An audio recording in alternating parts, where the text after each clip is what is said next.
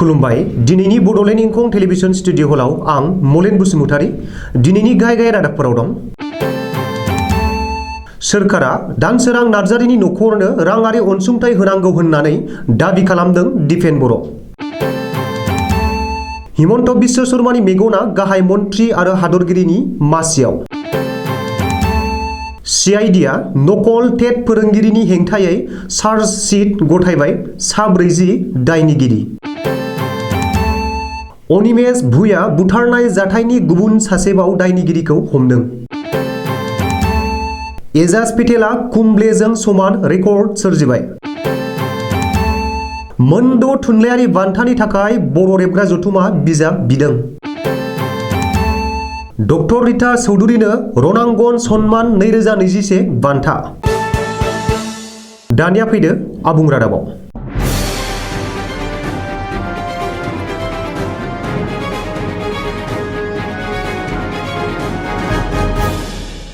रुंसारि दानसोरां नार्जारिनि नखरनो राङारि अनसुंथाइ एबा खहा सुफुंनाय होनांगौ होननानै मिरु एबसुनि आफादगिरि दिपेन बर'आ दाबि खालामदों। दिपेन बर'आ दिनै रुंसारि दानसोरां नार्जारिनि न'आव थांनानै खौरां लाहैयो आरो दानसोरां नार्जारिनि नखरनो खहा सुफुंनाय होनो दाबि खालामो। मख'नो गोनांदि बाक्सा जिल्लानि सिङाव थानाय बालनारि गामिनि दानसोरां नार्जारिया बावैसो सान सिगां गवायाव जानाय वाक' इन्डिया किकबक्सिं चेम्पियनशिप 2021 आव बाहागो लाहैनानै सनानि मेडेल देरहासार जानानै न' फारसे गिदिंबोफिननाय समावनो मिथिमोनै बेरामाव गोग्लैना हरखाबै रुंसारि जायो। मिथिनो हानाय बादिब्ला दानसोरां नार्जारिया उत्तराखंड रायजो देहरादूननि रायपुराव थानाय महाराणा प्रताप स्पर्ट्स कलेजाव वाक' इन्डिया फेडारेशन काप 2019 नेशनेल किक बक्सिं चेम्पियनशिपआवबो सनानि मेडेल आवग्रिनो हादोंमोन। दिपेन बर'आ दिनै रुंसारि नखराव दावबायहैना रुंसारि नखर आरो बाय बाहागिजों दुखुनि बाहागोदारि लाफाहैनानै राङारि अनसुंथाइ होनांगौ होननानै सोरखारनिसिम दाबि दिखाङो।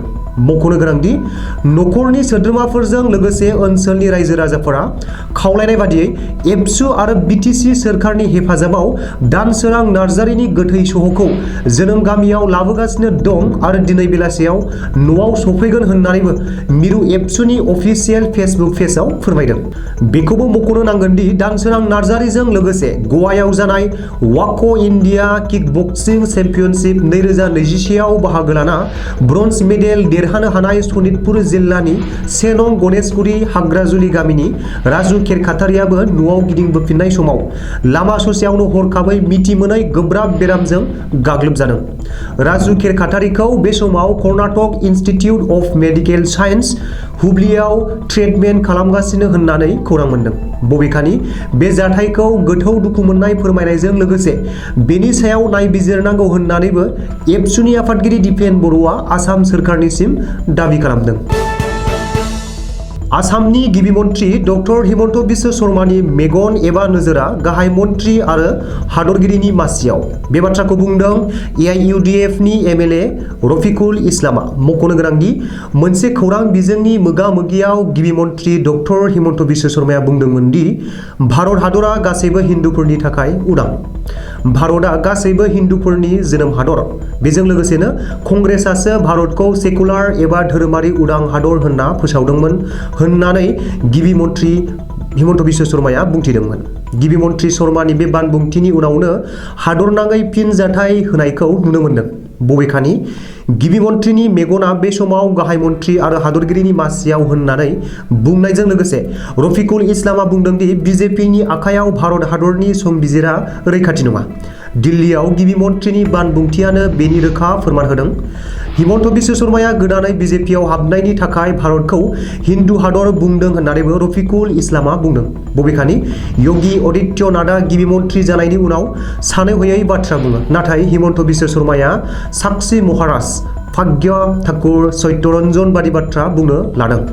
गिबि मन्थ्रिनि बेबादि बानबुंथियाव दुखुनांथाव होननानैबो AIUDF नि MLA रफिकुल इस्लामआ बुंदों। आसाम पुलिसनि CID बिफाना BTRआव नकल टेट फोरोंगिरि थिसनथाइ होनायनि हेंथायै चार्जशीट गथायबाय।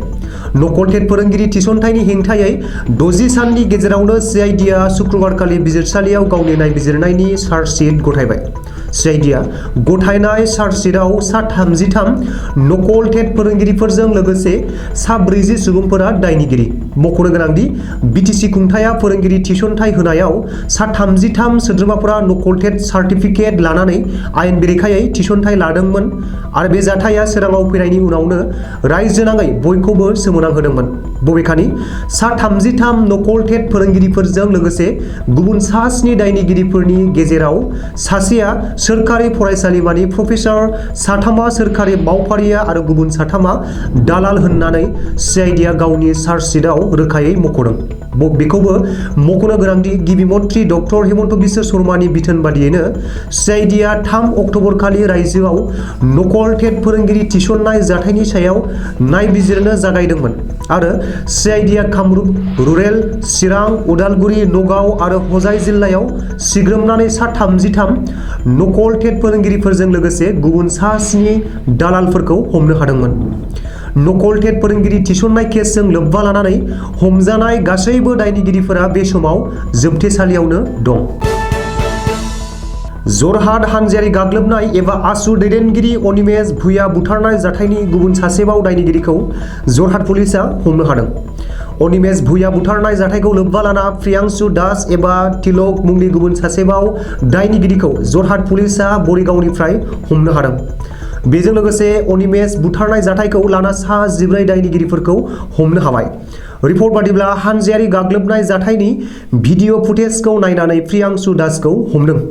प्रियांशु दासआ अनिमेषखौ उदैयाव हामला खालामनायखौ भिडिअआव नुनो मोननाय जादों। मख'नो गोनांदि अनिमेष भुइया बुथारनाय जाथायनि सा 14 दायनिगिरिफोरनि गेजेराव गाहाय दायनिगिरिया लामा जाब्रबथायाव जिउ गोमाबाय। बेनिनो सा 8आ पुलिसनि जिम्मायाव आरो गुबुन सा 5आ जुडिशियेल कास्टडियाव दं। बेखौबो मख'नो गोनांदि अनिमेष भुइया बुथारनाय जाथायनि सायाव गेबेङै नायबिजिरनो थाखाय बे जाथायजों लोब्बा थानाय जायखिजाया सावगारि आरो भिडिअ फुटेजफोरजों लोगोसे सुलुंफोरखौ पुलिसनो जगायनो थाखाय जरहाट पुलिसआ खावलायदों।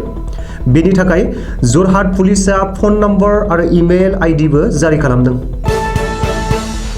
अनिल कुंबलेआ जेब्ला पाकिस्ताननि हेंथायै मोनसे इनिंसआवनो सा 10 उइकेट लाना क्रिकेट मुलुगाव गोदान जारिमिन सोरजिदोंमोन। माखासे बोसोरनि उनाव बे रोखोमसे रेकर्डखौनो नुनो मोनफिनगोन होननानै बै समाव रावबो सानाखैमोन। निउजिलेन्ड टीमनि स्पिनार एजाज पेटेलआ कुंबलेनि बे रेकर्डजों समान रेकर्ड सोरजिबाय।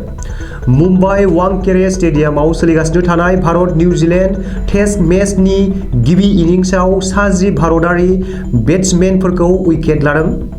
मख'नो गोनांदि पेटेलनि सिगां टेस्ट क्रिकेटआव अनिल कुंबले आरो इंलेन्डनि जिम लेकारआ बे वर्ल्ड रेकर्ड खालामदोंमोन। मुम्बाइआव जोनोम मोननाय आरो निउजिलेन्ड टीमनि गेलेगिरि एजाज पेटेलआ नैथि टेस्टआव 47.5 अभार बलिं खालामना गासै 119 रान होनानै 10 उइकेट लादों। निउजिलेन्ड टेस्ट क्रिकेटनि जारिमिनाव एजाजनि मुङा सनाथि आखरजों लिरजानानै थागोन। बर' रेबग्रा जथुमा गासै मोन 6 थुनलाइयारि बान्थानि थाखाय गासैबो गागि गोदान आरो लाइमोन लिरगिरिमोननिफ्राय गावबा गावनि सोरजिनाय एबा रावस्लायनाय बिजाब बिदों। बैफोर बान्थानि मुङा फारियै 1. आसा मोसाहारि थुनलाइयारि बान्था 2. निमाथि मोसाहारि उन्दै लिरगिरि बान्था 3. खुगा थुनलाइनि अजा सुकुमार बसुमतारी बान्था 4. लाइमोन बर' लिरगिरि थुनलाइयारि बान्था 5. फोरोंगिरि महेन्द्र मोसाहारि रावस्लायनाय बान्था 6. प्रबिन बरगयारि खन्थाइगिरि बान्था। गासै मोन 6 बान्थानि थाखाय गाव सोरजिनाय सुंद' सल', खन्थाइ बिजाब, सल'मा एबा रावस्लायनाय बिजाबफोरखौ फैगौ 25/12/2021 नि गेजेराव होफैलायनो बयबो लिरगिरिमोनखौ हांख्रायहरनाय जाबाय। बिजाबा 1/1/2018 निफ्राय 31/12/2020 सिमनि गेजेराव दिहुनजानाय जानांगोन। साहित्य एकाडेमि बान्था मोनगिरि मुंदांखा लिरगिरि डक्टर रीता चौधुरीनो नगावनि श्रीमन्त शंकरदेव मुलुगसोलोंसालियाव शुक्रबारखालि रणांगन सन्मान 2021 बान्था गथायदों। मख'नो गोनांदि डक्टर रीता चौधुरीया आथिखालाव गुवाहाटी कटन कलेजनि बिबुंगोरा खामानि मावनानै दं आरो बिनि सिगाङाव बोसोरबा सम नेशनेल बुक ट्रास्ट इन्डिया एबा NBTनिबो डाइरेक्टर बिबानखौ रुजुनबोदोंमोन। बे बान्थाखौ मोननो हानानै डक्टर रीता चौधुरीया गावनि बिबुंथियाव बुंदों दि आथिखालाव बान्थाया जायखि रोखोमानो जाया मानो बेखौ मान होनानै आजावनांगौ। मानोना बे बान्थायानो सुबुंनि गोसोखौ बांसिन खामानि मावनो थुलुंगा होयो आरो इयुनाव बांसिन खामानि मावनो हायो। गाव जायखौ रोंदों बेखौनो मावनांगौ। आथिखालाव गाव रिता चौधुरीया रेबगन दैनो रोंगौ, बेखायनो रेबगनजोंनो खामानि मावबोदों होननानै बिबुंथि होदों। बे बान्था गथायनाय हाबाफारियाव नगावनि एमएलए रूपक शर्मा, श्रीमन्त शंकरदेव संघनि गाहाय नेहाथारि बाबुल बरा, लिरगिरि शंकर दास, रणांगन प्रकाशननि सामलायगिरि सन्जीब बरा, नगाव जिल्ला साहित्य सभानि आफादगिरि कुमार बरुवा आरो श्रीमन्त शंकरदेव मुलुगसोलोंसालिनि रेजिस्ट्रार डक्टर मृणाल कुमार बरुवामोनजों लोगोसे गोबां गोहोम गोनां सुबुंफोरा बाहागो लादोंमोन। दिनैनि रादाबा एसेनोसै। गोजोन्थों।